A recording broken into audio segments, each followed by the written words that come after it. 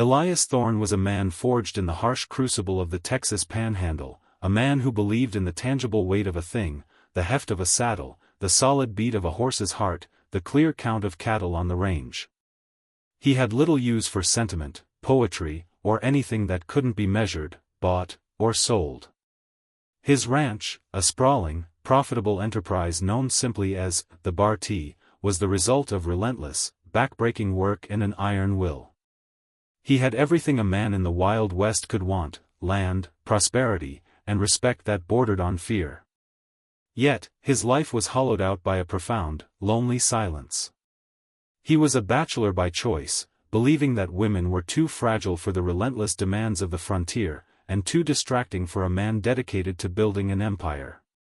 This carefully constructed order, this measured, lonely existence, was disrupted one cold, desolate afternoon in late autumn. A biting wind swept across the plains, bringing with it the first threat of snow. Elias was riding fence line on the remote northern boundary of his property, a boundary he knew intimately, when he spotted a canvas rag of a makeshift shelter tucked awkwardly against a low ridge. It was the kind of temporary camp that screamed desperation.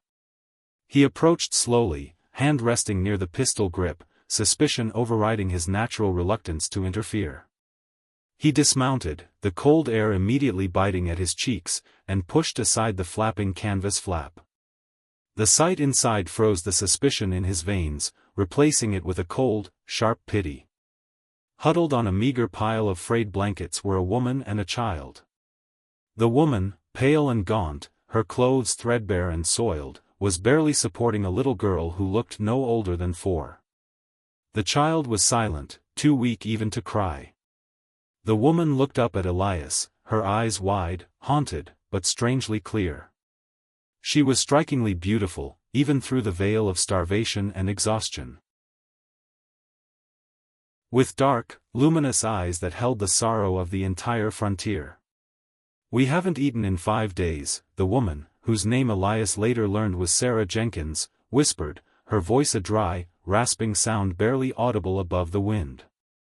"We were headed for Montana. My husband, he died of the fever 2 weeks back. The wagon broke, the oxen bolted. Everything's gone." The words were simple, factual, and stripped of self-pity, which struck Elias more powerfully than any dramatic plea. She wasn't begging for money or salvation, just stating a fact of life and death. The 5 days weighed on him. 5 days of hunger on the cusp of winter. His rigid adherence to non-interference shattered instantly. Elias didn't hesitate. He pulled the thick, dense loaf of sourdough bread and the cured venison jerky from his saddlebag, his own carefully rationed lunch. He handed the bread, whole and heavy, to Sarah. He watched as she broke off a small piece, gave it to the silent child first, and only then tentatively brought a crust to her own lips. The sheer, overwhelming need for survival was a force Elias had never witnessed so nakedly. He immediately loaded Sarah and the child, whose name was Lily, onto his horse, wrapping them securely in his heavy wool blanket. He led them back to the Bar T, knowing this act, this rupture in his lonely routine, would irrevocably change his life. He brought them into his spacious, empty ranch house, a house built for a family but occupied by only one man and his silence. He gave Sarah the guest room, the most comfortable bed, and ordered his cook to prepare a simple, nourishing broth. For the next week, Elias watched them recover. Sarah was a woman of quiet dignity. As her strength returned, she didn't sit idle. She helped the cook, mended her own clothes, and cared for Lily with a gentle, determined focus. She possessed a quiet, resolute strength that Elias found deeply unsettling and profoundly attractive. She wasn't fragile, she was forged steel.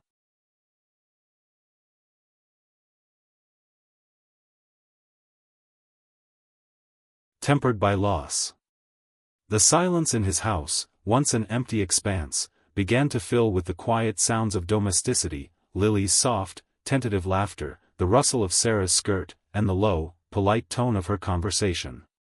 The problem, however, was inevitable. Winter was setting in, and Sarah could not remain indefinitely as his charity. The gossips in the nearest settlement, already curious about the imposing, solitary rancher, would soon start churning tales. Sarah understood this as well as he did. One evening, after the lamps were lit and Lily was asleep, Sarah approached Elias as he sat doing his accounts. She spoke simply, cutting straight to the heart of the matter, just as she had the day he found her. "Elias, I need to leave. I have some family in Montana. It's too far to walk, but I can work for passage on a wagon train." Elias looked up from his ledger. The thought of sending them back out into the brutal wilderness, back to the same desperate uncertainty, caused a strange, unexpected ache in his chest. He saw Lily's small, trusting face, and he saw Sarah's steady, capable hands. He saw the potential for a full life, a life beyond cattle and commerce, staring him in the face. He had offered her bread, but he knew bread was merely a temporary fix. What she needed was security, a name, a claim to legitimacy that would protect her and her child in this lawless world. What he needed was an anchor. "No," Elias said, closing the ledger with a soft thud that echoed loudly in the room. Sarah looked surprised, but not offended. "I cannot send you away, Sarah. Not to that. I won't. He struggled to put the sudden, enormous idea into words, feeling awkward and out of his depth. He was a man of action, not proposals. "I know this is sudden. I know you don't know me beyond my roof. But I need you to understand something. I am a man of property." He stood, walking toward the window, looking out at the cold, starless night. He took a deep breath, the biggest risk he had ever taken, bigger than any cattle drive or bank loan. He turned back to face her, his gaze steady and sincere. "Sarah Jenkins, I offered you bread when you were starving. Now I am offering you permanence. I am offering you my name, my protection, and a life of security for you and Lily. I ask nothing of you but honesty and companionship. I will marry you. We will be husband and wife in name, and the rest, we can figure out as we go." Sarah's dark eyes, which had held so much sorrow, now widened with shock and a slow, cautious hope. It was a proposal stripped of romance, delivered by a man who didn't understand flowery words, but it was the most genuine, life-altering offer she could ever receive. "Elias, you don't even know me," she whispered. "I am a widow with nothing." "I know enough," he countered simply. "I know you are brave. I know you put your child first. And I know you don't beg. That is everything I need to know about a partner on the frontier." He was not offering her passion, he was offering her salvation and respect. She nodded slowly, tears finally welling in her eyes, not from sorrow, but from the immense relief of knowing Lily was safe. "I accept, Elias. I accept your last name."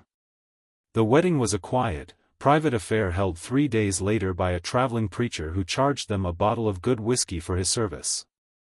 It was a marriage of necessity, of mutual respect, and of a pragmatic hope for the future. The real test came after the vows.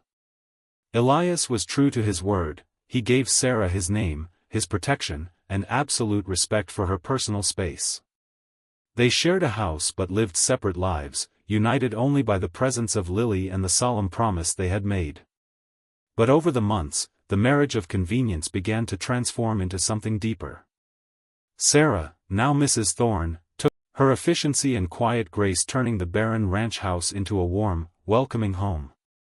She brought him his coffee in the morning, listened to his day's troubles without judgment, and taught him the gentle art of conversation. Elias, in turn, found himself drawn to her quiet strength. He learned to smile at Lily's antics and found a quiet joy in teaching her to ride a pony.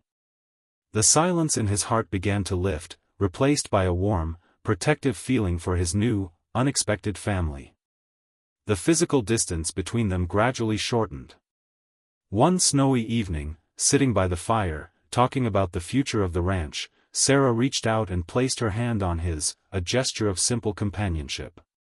Elias looked at her, truly seeing the woman who had saved his life as much as he had saved hers. The pragmatic marriage was over. It was time for love. "Sarah," he said, his voice husky. "We made a bargain for convenience, but I find that my heart is no longer convenient." Sarah leaned forward, her eyes luminous in the firelight. "I never accepted your name, Elias, just for bread. I accepted it because of the goodness in the man who offered it. I love you." The marriage, born of desperation and practicality, had finally arrived at its heart. The lonely rancher who had sought to buy security with a name had found, instead, a life of profound, enduring love. He had given her bread, and then his name, but in the end, Sarah had given him something infinitely more valuable, the courage to love and a reason to share his life. They were no longer two broken souls finding shelter, but one family, forged on the hard, unforgiving plains of the Texas frontier.